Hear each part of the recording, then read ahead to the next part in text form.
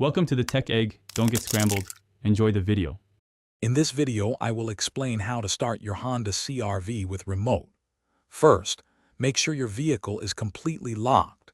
This is a crucial safety step before initiating the remote start sequence. The system typically operates within a range of about 100 feet, so be sure you are close enough. Confirm your CR-V has the factory installed or an aftermarket remote start system for this feature to work. Now, let's walk through the simple steps.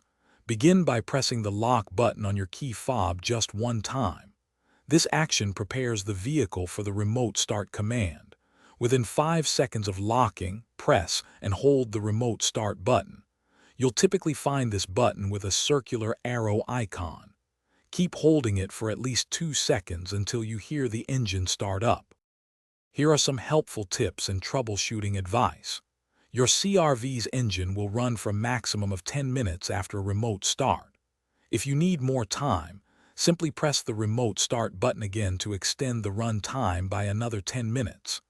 If the remote start doesn't work, check for common issues like an open door, an unlatched hood, or a very low fuel level. When you remotely start your Honda CR-V, the climate control system will activate based on its last settings. This means your car can be warm or cool when you get in, depending on how you left it. You can also enable or disable the remote start feature through your vehicle's settings menu if you prefer. Remember to check the description for a link to the Echo Dot smart speaker and other great deals. This feature adds convenience to your daily routine. Thanks for watching. Consider subscribing if I helped unscramble your problems.